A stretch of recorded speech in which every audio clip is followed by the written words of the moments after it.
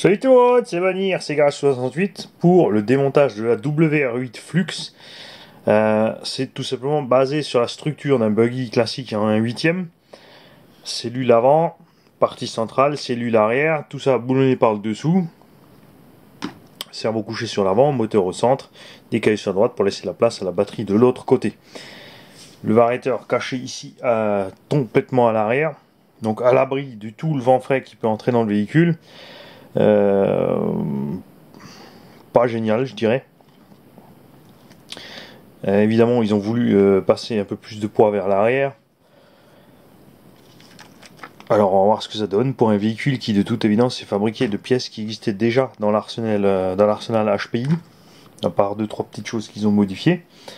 Et on verra aussi ce qui se passe avec ces cales de train à l'arrière, puisque l'angle, comme dit, est totalement démesuré. Pardon. On a aussi un ancien propriétaire qui nous a fait des petits câblages sapin de Noël, guirlande. Ça, évidemment, on passera tout autrement. Surtout qu'HPI a prévu ici une gaine le long du châssis pour ramener le câble du cerveau au récepteur qu'ils ont mis là derrière. Donc je trouve ça assez étrange. En fait, on a le cerveau là, le récepteur là, le vario là, donc des câbles qui passent dans tout le véhicule. Il y a des moyens beaucoup plus simples et compacts de faire ça, surtout si c'est un véhicule de drift. On a mis le variateur ici à l'avant, avec le récepteur ici sur le côté, pour avancer la charge au contraire, au lieu de la reculer pour laisser le train arrière très libre comme c'est le cas en short course. Pour pas se casser la figure avec le short course, on met le poids devant, qui permet de rester stable, de passer la motricité au sol et de bien gérer la glisse. Nous allons donc démonter tout ceci par en bas. Le petit rail aussi est monté de cette façon là. La seule chose qui est montée par en haut, c'est le bac et le variateur. Enfin, il est coincé dans son support, mais ça reste à l'arrière. On va donc commencer de l'arrière vers l'avant. J'ai mes 3 petits bacs de près pour chaque train roulant. Alors je vais changer d'embout. On va prendre un embout encore bien fait. On va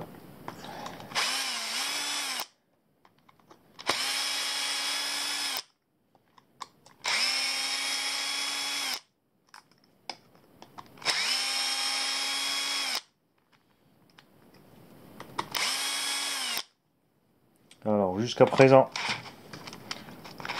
on a que des vis dans le même sens. Et dans le même sens, de la même taille. Donc là elles sont plus courtes.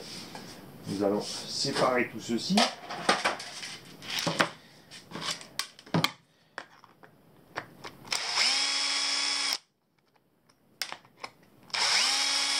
Alors je le rappelle, pour tous ceux qui découvrent ces vidéos de démontage, elles sont faites essentiellement pour le propriétaire, pour qu'il voit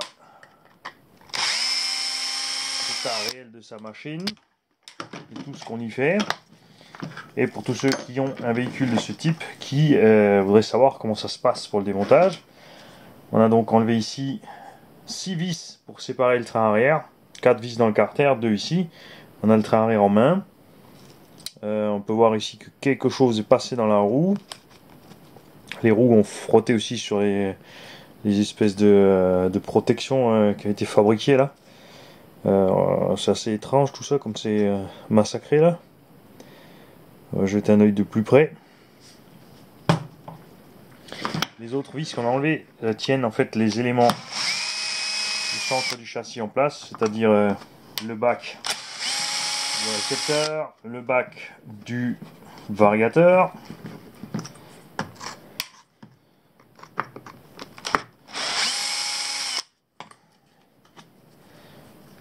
le cerveau,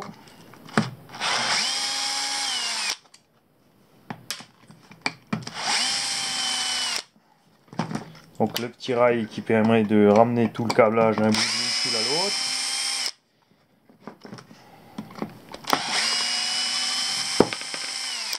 Voilà, là on a perdu la partie centrale, on enlèvera des câbles plus tard.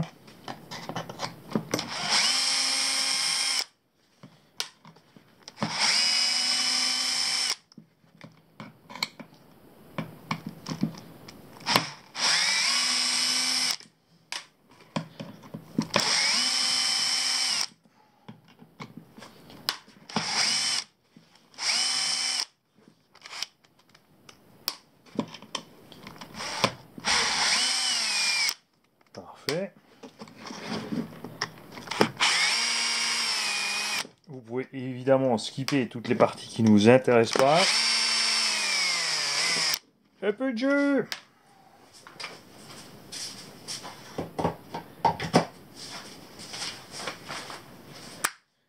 Et c'est reparti. Ah, c'est beau quand même le brushless, hein. Vous avez vu ça? Vous changez la batterie, c'est reparti. Il n'y a pas besoin de faire le plein, de régler la richesse, de redémarrer. Pas de socket à bougie.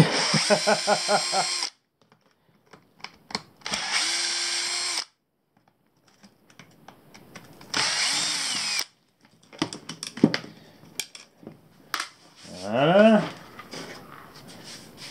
La petite dernière qui a un problème d'empreinte.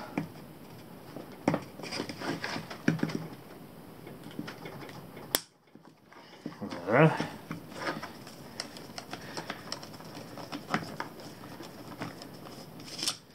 Hop. Donc tout ce qui va rester là, c'est le bac à batterie qui lui est fixé par en haut. Bac à batterie, je rappelle, absolument génial du Forza Flux qu'on peut régler en longueur. Pour la longueur de la lipo ou avancer ou reculer. Bon, ça c'est minime, ça fera un transfert des phases minime. Mais c'est pas mal, il est super costaud. C'est super bien fait, la batterie est totalement protégée. Il y a des des caoutchoucs partout. Je suis un grand fan de ce bac à batterie.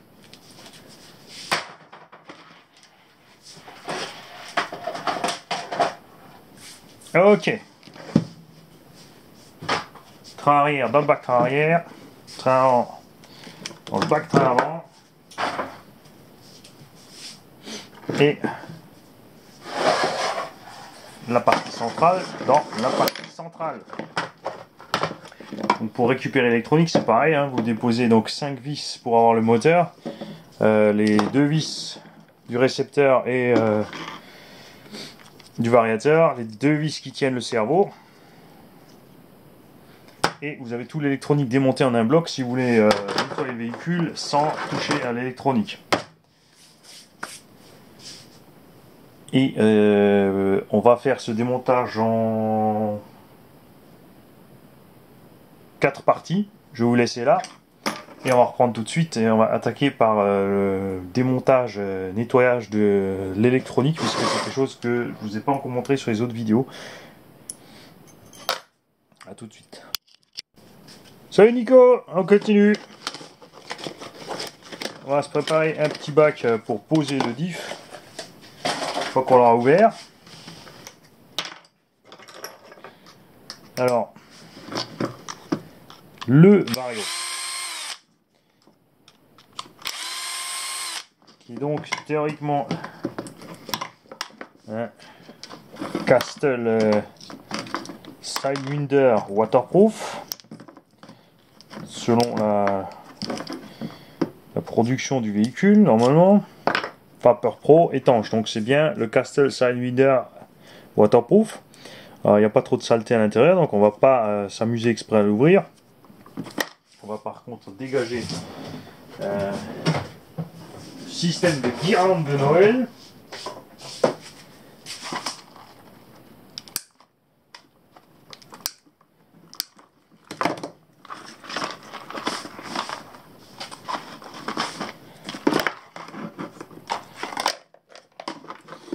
Voilà.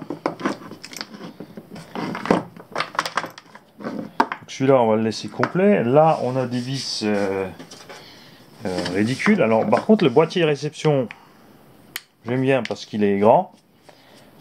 On a vraiment de la place de mettre le râpe de câblage. Si on avait, là, il n'y a pas de râpe de câblage puisque tout traverse le châssis en tort et en travers. Le boîtier a été monté avec du silicone, on dirait, pour l'étanchéifier.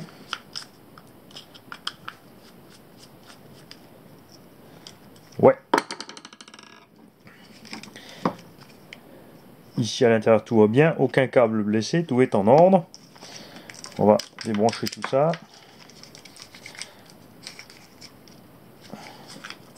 Vous pensez aussi, si vous avez des récepteurs avec par exemple des TSM ou AVC ou autre, enfin, dès que vous avez un gyro, il faut que la partie du gyro, donc ici quand c'est inséré dans le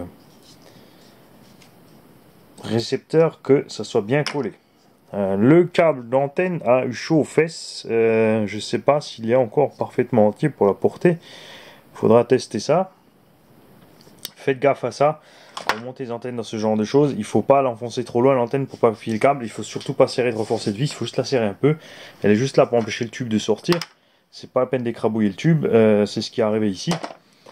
Il faudra tester donc lors de l'essai si la portée est intacte, mais l'antenne a vraiment l'air mal au point.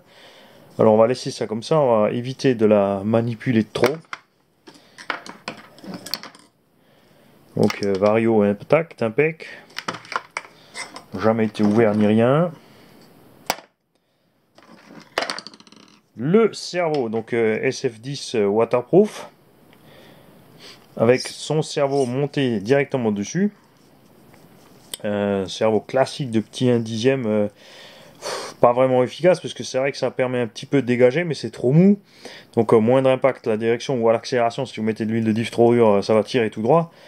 Par contre, sur la fin du choc, ça freine pas plus, il ne peut pas décranter plus, et finalement, en général, surtout sur les petits cerveaux comme ça, qui a des pignons plastiques, on finit quand même par déglinguer tout ce machin. Alors, arrivons au moteur. Pignon en module 1, ça c'est cool. Merci HPI. Alors, de toute évidence, ça... c'est un diff soit de Trophy, soit de Forza. L'entredent totalement mal réglé, une catastrophe. On a un anthrax absolument n'importe quoi. Ça, c'est pas bon du tout.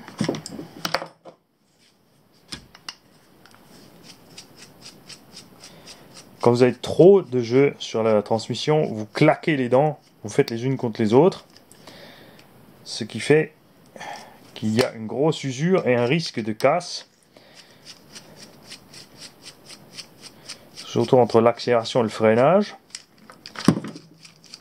Alors la pièce, la vidéo lors du déballage est bien en alu brut comme ça en fait d'origine.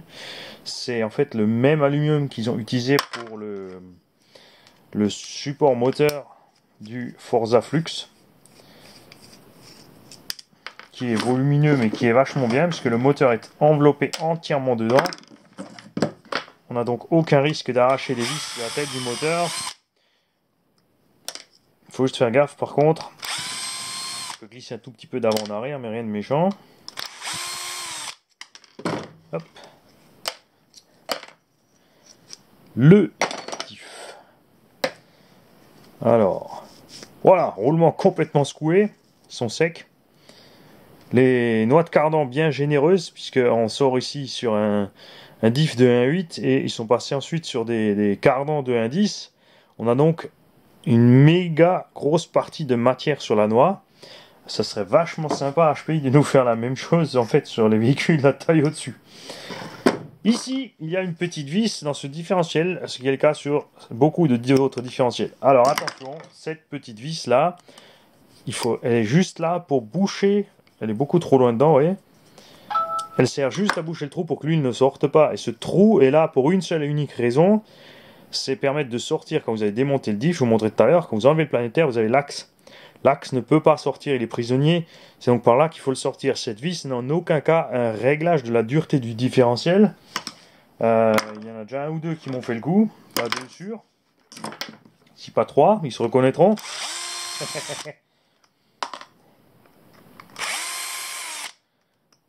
Si vous serrez cette vis dans l'espoir de durcir votre diff, vous allez frotter la vis sur le planétaire. Ça va effectivement freiner un petit peu le diff au début.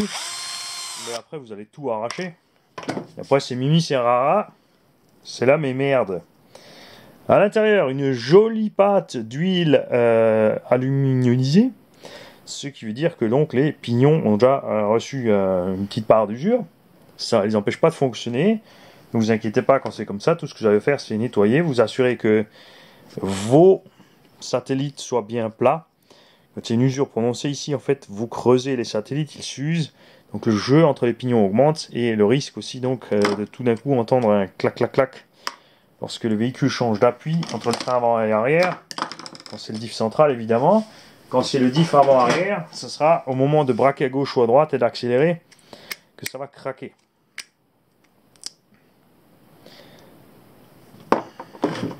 Alors tout ça va être nettoyé avec de l'alcool ou du détergent ou ce que vous voulez qui dégraisse.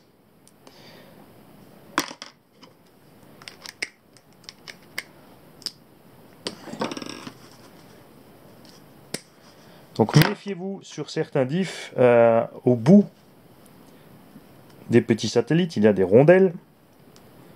C'est le cas ici, voilà. Quand tout ça bien sûr est bien dans la graisse, on ne le voit pas. N'oubliez pas quand vous changez vos pièces de les remonter si elles ne sont pas fournies. Et si elles sont fournies, n'oubliez pas les vieilles quelque part. Ensuite, on a ce petit satellite au fond qui est des fois problématique à sortir parce qu'il va coller surtout avec toute la graisse. Donc vous bougez la noix d'avant en arrière ici à l'intérieur pour décoller un petit peu déjà au niveau de l'axe. Après, il vous faut une bonne pincette, quelque chose pour aller au fond parce que vous ne pourrez pas rentrer avec une grosse pince là-dedans. En plus avec une pince vous risquez d'amocher les dents.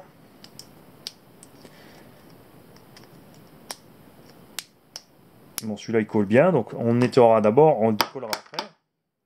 Parce que tout est évident s'il ne veut pas sortir. Et donc la petite axe, je vais vous montrer sur celui-là. Là vous avez un petit axe et ce petit axe pour le sortir. Vous voyez, là ils ont bien mis un axe de pignonnerie de 1/10, c'est assez impressionnant quand on voit la taille du diff de se retrouver avec un petit axe comme ça dedans. Puis là on arrive au roulement. Et celui-là, il gratte, il est cuit. Le moteur. Alors le moteur. Ah! Ils nous ont fait un pignon modulin avec un petit BTR de 1,5. La loose. Alors bien sûr le BTR, voilà, il tourne dans le vide. Impossible de sortir comme ça. Nous allons donc devoir percer cette bestiole. L'axe moteur est en 3-2. Et on ouvrira donc ce moteur plus tard. Après avoir percé la tête de la bestiole. Salut Nico. Voilà, petit ajout pour le moteur. Tout va bien. On l'a chauffé un petit coup. On a réussi à enlever ce petit BTR. C'est pour ça que je déteste ces petits BTR Rikiki, surtout dans un pignon si gros. C'est vraiment minimaliste. Vous allez mettre ce genre de visserie ici. Méfiez-vous avec ce genre de chariot moteur. La vis du bas est très courte, celle du haut est plus longue. Donc ne vous trompez pas lors du remontage.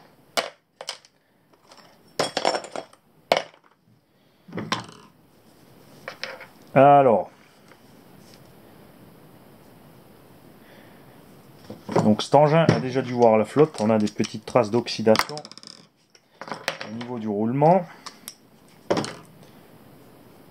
Tout fonctionne bien sinon.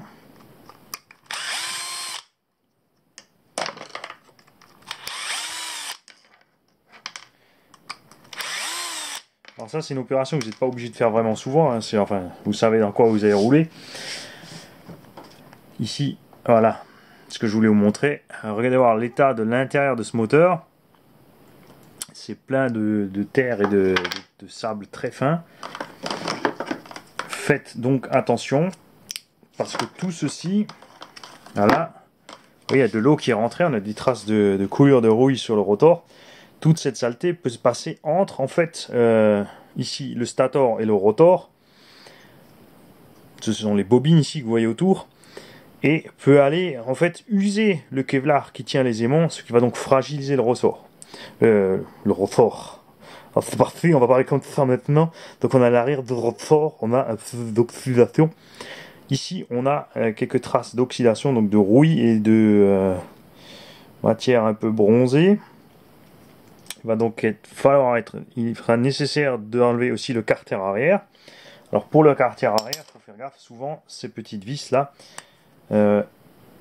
coins sont très vite arrondis et il faut donc les entailler avec un petit coup de disqueuse. On va essayer avec un autre embout.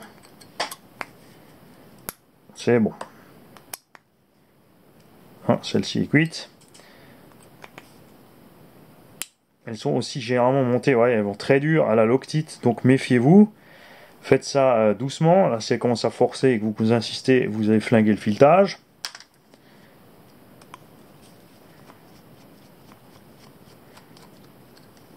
La petite dernière, bah, on va l'aider un peu.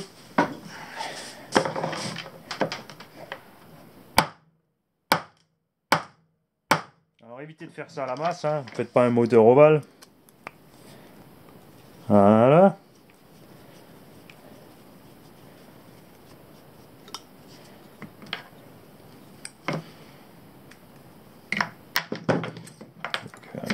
Alors, on va vite mettre ça là, on va laisser le moteur avec les éléments du moteur. Tout ceci sera soigneusement nettoyé, dégraissé, rehuilé. Voilà, pour sortir le cul après du moulin, faites pas levier, faites pas n'importe quoi. Vous prenez un outil qui prend par exemple appui sur la bague intérieure du roulement. Vous le posez dessus et normalement, voilà, bon petit coup. On récupère tout. Voilà. Vous voyez ici on a de la rouille autour. Le roulement est complètement libre. Fonctionne bien, mais il a effectivement subi un petit peu. Bon, pas très méchant. Parfaitement réutilisable. Il n'y a aucun souci. Il faudra juste nettoyer tout ça pour, comme dit, éviter que toute cette poudre aille se promener à l'intérieur du... entre le rotor et le stator. Ce coup-ci, on y est, Nico. A tout de suite pour le train avant et train arrière. Salut les gars, RCGH68, figurez-vous que j'ai allumé la caméra, j'ai commencé à démonter l'arrière du HPI Bullet Flux et j'ai oublié de mettre en route l'enregistrement. Donc vous avez loupé en fait pas grand chose. On a démonté la cale de train arrière. On constate donc que les amortisseurs qui ont été montés sur cette occasion sont absolument beaucoup trop longs. Celui-ci est complètement vide d'huile et absolument pas étanche. Les fusées arrière, on dirait fortement du HPI Bullet ou alors du Firestorm, réglable donc en hauteur pour la garde au sol sur 2 crans. Et bizarrement dans le triangle en fait, la fusée est montée ici à l'intérieur, pas sur le trou de l'extérieur. Ce qui me fait donc vraiment penser que ce triangle vient d'un autre bout de la gamme HPI et ils ont tout simplement ensuite bricolé un petit trou de plus pour glisser la fusée dedans. Je ne sais pas, c'est à voir.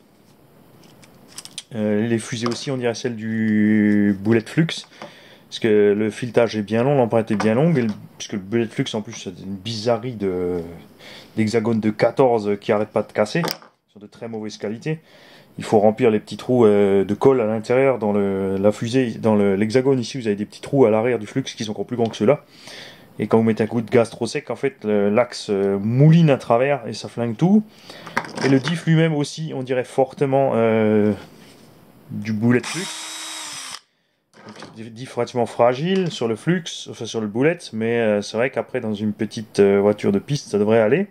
Ce qu'on a constaté, donc, quand on tourne ce diff, il gratte à mort et il se met, tout d'un coup, il se bloque. Il y a donc un souci à l'intérieur de ce diff. On a bien sûr de l'huile bien cramée, une jolie pâte grise qui nous indique très clairement que l'aluminium a bien été mouliné là-dedans. Mais ça va, on a encore des dents, donc il y aura moyen éventuellement de caler, de faire quelque chose, et peut-être que tout simplement avec l'huile fraîche, on pourra sauver cette histoire.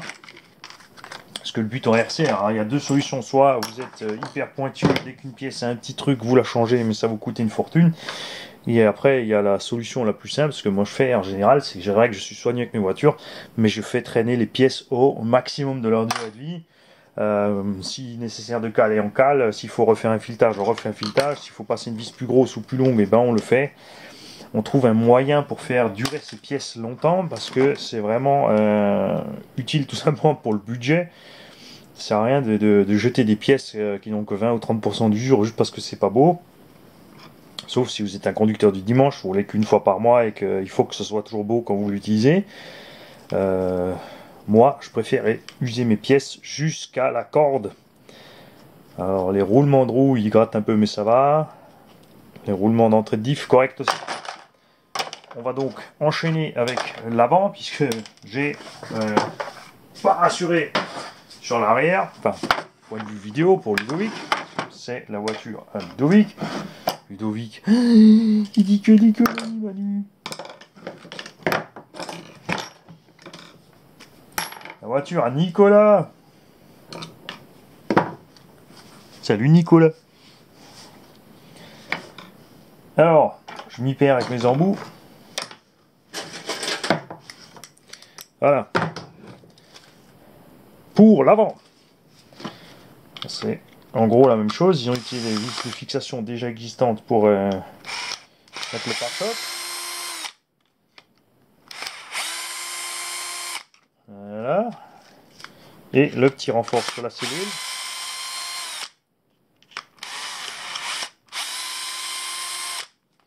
Alors ça par contre c'est super bien fait, ce pare-choc avant, bravo HPI, ça c'est du beau boulot. Ils savent encore faire du beau travail chez HPI, vous voyez, c'est possible.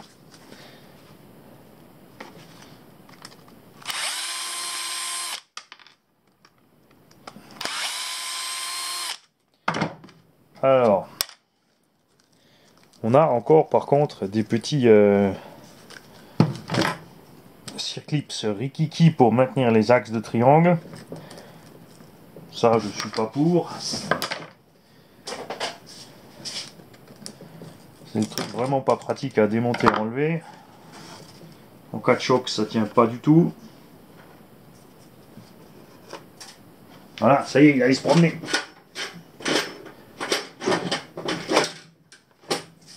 Voilà, les petits circlips. Ok, on va juste démonter ici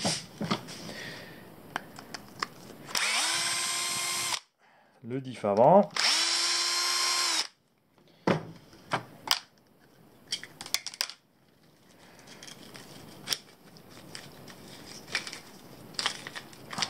Voilà. Donc à l'avant, pas de CVD non plus, pas de dog bones. Alors bon, faut dire ce qui est, c'est pas absolument nécessaire d'avoir des CVD partout. Les dog bones font très bien leur travail. La preuve sur le Savage Flux, ça fonctionne à merveille. Voilà donc le diff avant. Hyper libre, lui par contre il fonctionne très bien, il n'y a aucun souci.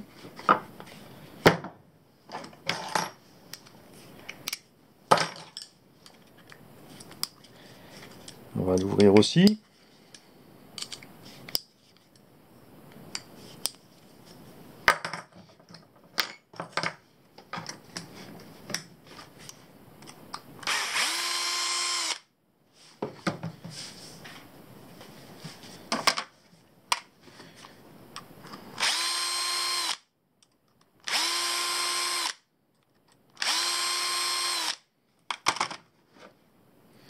Et là aussi une jolie pâte grise. Donc, de toute évidence ces huiles n'ont jamais été changées, mais c'est pas très grave. Tant qu'il y en a, c'est déjà pas mal. Les dents du diff ont l'air ok aussi, il n'y a pas d'usure spécialement prononcée. Les roulements de roue c'est pareil. Ça gratte un tout petit peu mais rien de bien méchant. Ouais, ça tourne bien mais on peut encore les utiliser, il n'y a pas de problème.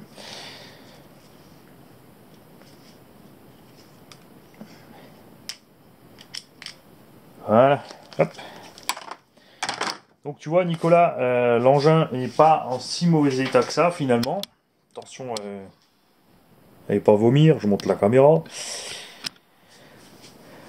Donc Nicolas, ton engin est en bon état, il y a simple révision, donc changement des huiles, des graisses, etc. Il faut qu'on se contacte pour voir ce que tu veux faire avec les amortisseurs. Tu veux racheter une paire d'amortos d'origine, on va voir si on peut dégoder ça, histoire de mettre la machine bien en ordre, comme elle est censée être, puisque les amortisseurs que tu as pour l'arrière sont beaucoup trop longs, les autres sont cassés. Il y a un ou deux roulements, mais tu m'en as fourni avec, on doit voir ce qu'il faut. Et après c'est tout. La régler correctement cette petite machine et on va s'éclater avec à l'essai, ça c'est sûr. Donc je te remercie encore une fois Nicolas pour l'envoi de ta machine et de ton cadeau, c'est vraiment super qui est là. Celui-là il sera démonté plus tard, révisé plus tard, on filmera aussi tout ça. Et comme je l'ai dit, t'inquiète pas, il y aura vengeance. Salut Nico.